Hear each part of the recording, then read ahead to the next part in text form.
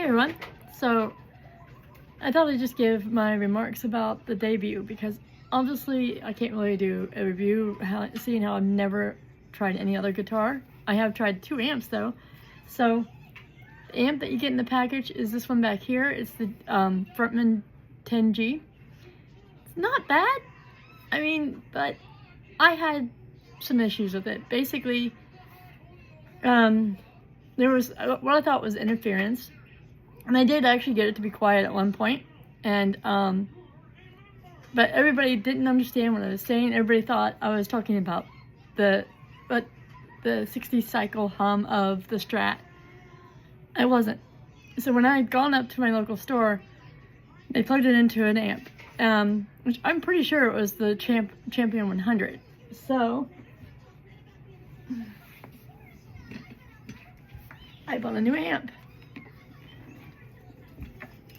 The Champion 50, and to be honest with you, it only weighs about 20 pounds,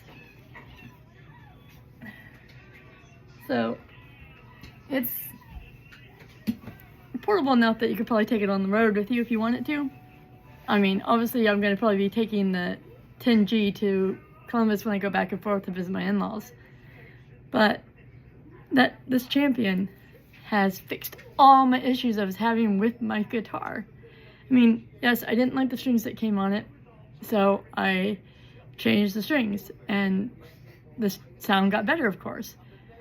I'm going to be changing out the tuning pegs for locking tuning pegs. So I've heard that the Fender branded ones will not fit the head stock, so what I did is I bought the ones that the YouTubers said they would, and then I bought the Fender ones. So I'm going to see if the Fender ones fit, and if they don't, I'll put the ones that do fit. But I'll probably keep the Fender ones around because you can modify things like drilling something into the headstock so they would fit. But I'm not confident enough to do that yet. So, and who knows, maybe I'll get another guitar at some point and I'll need them. Anyways, my kids have had the last 2 days off of school, so I'm kind of a bit run down. 3 days. 3 days, yes. Madeline, stop. Sorry, my daughter. And, oh, excuse me.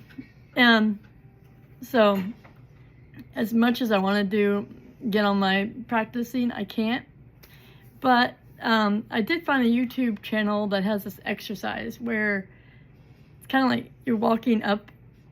So you start with your first finger on the bottom string 6, and you hold at the top fret, then 2 finger on the 2nd fret, 3 finger on the 3rd fret, 4 finger on the 4th fret, and then you go back and then you're on string 5, same thing, string 4, same thing, down. Now, once you've gotten to the top strings 1, you start with your pinky finger, which is your 4th finger on the 4th fret, and then walk your way back up. And it's supposed to help with the coordination of what's going on with your right and left hands. And I do feel like it is cricketing how I could probably move up and down the neck or the fretboard. So I think that's something that I will continue doing for the moment, since I'm trying to teach myself. And I've just learned a lot of stuff over the weekend, but none of that's like, that one I just told you about though is like the key one for me to sort of start practicing with it. My hand has finally been able to use my pinky and whatever and get across the fretboard or get across the neck to be able to do G. I think it's G, where it's the pinky is supposed to be on string 1, 2nd finger is supposed to be on string 6, and your 1st is supposed to be on string 5. So, and apparently that's a very important note, and I was able to do that finally. But anyways, my thoughts on the debut. It's good. It's a great guitar for a beginner. I mean, there are things in it that I've seen in the reviews that are not great, but honestly, the body is solid. There's nothing loose on it. There's anything that would make you feel like you don't want to play it. And the pickups, yeah, people are complaining about the pickups because they're ceramic, but I mean, as beginners, how are we supposed to tell a difference, you know? Yeah, they're ceramic, but, you know, are they gonna quit on us before we're ready to change them out? I don't know. But changing the strings just totally changed the whole attitude of the guitar for me. So I absolutely adore my guitar now. I mean, I was excited about it. I loved picking it up. The amp was making it a bit hard for me to want to do that because of the, like, that, you get that, like, little fuzzy interference type thing, and I was getting it over across the room from me and here, and everybody's like, oh, it's the plug you have it plugged into, put a power strip over it, put a power strip between the plug and it. I've tried everything everybody told me to, nothing cleared it up, nothing. So, yeah, so that's why I bought the Champion 50. And I went for the 50 because it seemed like all the things I wanted to pick up, from what I understood. No, I may be wrong, but it seemed like 50 was a good place to start. And with an amp that, yeah, may be too powerful for me as a beginner, but hey, that just means I don't have to buy another amp later on, because this amp should last me. So once I hit that intermediate spot, this amp will be fine. And to be honest with you, at low volume, the 10G is not very good, or at least I didn't like it. And then I also feel like there was never really a good balance to go from a low volume to high volume without it being too loud. And I mean, obviously everybody is about loudness. Everybody's about it being loud. I'm not about that. I'm about the tone of the damn thing. You know, I don't mind loud music. I don't mind that kind of stuff. But there has to be tonal value to what you're doing, because that's what makes it more interesting, you know? So that's what I'm after. And the Champion 50 is going to give me that. And especially with all the, so like you can modify the voice of it. So it's like modern guitar, classic guitar, British guitar, or high gain guitar. And then they have like what you can do for modifications on a pedal, like reverb, delay, that kind of stuff, on this amp as well. But then you can also add a pedal. The 10G you can't. So, or at least I don't think you can, unless you can go through the auxiliary port to a pedal board or something. But you only have like one big thing for the input, and then you have like a headphone jack and an auxiliary jack, and then you have a button that you can go from clean to, I think it's overdrive because it's OD. So, but to be honest with you, the overdrive, you do have to up that gain. I did not notice a lot of difference, even upping the gain for that, until I put headphones on. So once you get those headphones on, you're fine. That amp, the only thing that's good for me is putting headphones into it if I'm traveling. The 50 though, I'm excited to see where it's going to take me, because it fixed all my complaints about that one. And to be honest with you, yeah, that one's $80, but the Champions aren't that much more. I bought a 50-watt Champion, the Champion 50 for, I paid $200 because I got an open box, but you can get them for $230. I mean, that's new.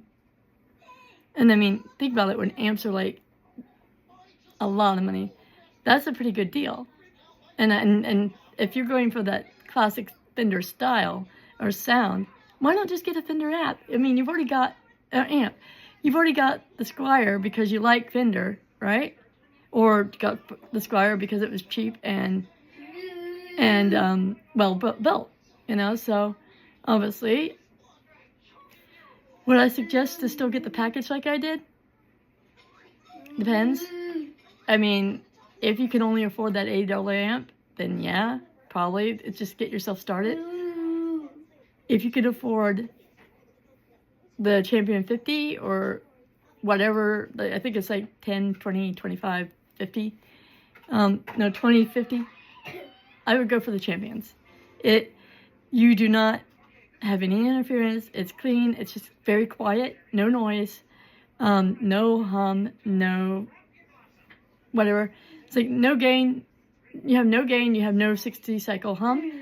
However, once you get that gain going up, where you're going to be getting that 60 cycle hum, once you've touched the neck of that Strat, it goes away and it's clean. It's like no, that noise is gone. That interference or whatever you're getting from those single coils is gone. I mean, very quiet, no noise, and you could even be facing the amp and you don't get it. And like all the issues I was having are completely gone. And I just really wanted to kind of come on and be like, yeah, that amp's going to get you started, but if you're not happy with it, you know, why not? To be honest with you, I think if you're going to buy a guitar, you go try it out. You go try out the guitars to see which one you want. I mean, obviously, I've wanted a Strat forever, so that's what I got. Well, go find your personal favorite. I think you should do the same thing for amps, especially since amps are just as expensive as the guitar. Because you don't know what kind of sound that you want. And honestly, if you can find a sound that can give you joy, that's going to make you want to play more. I mean, if that guitar is going to give you joy, so is the sound of the amp. So yeah, I think you should try both of them out. And I will come back with another video of why I chose to not use an acoustic and go for the Strat as a beginner.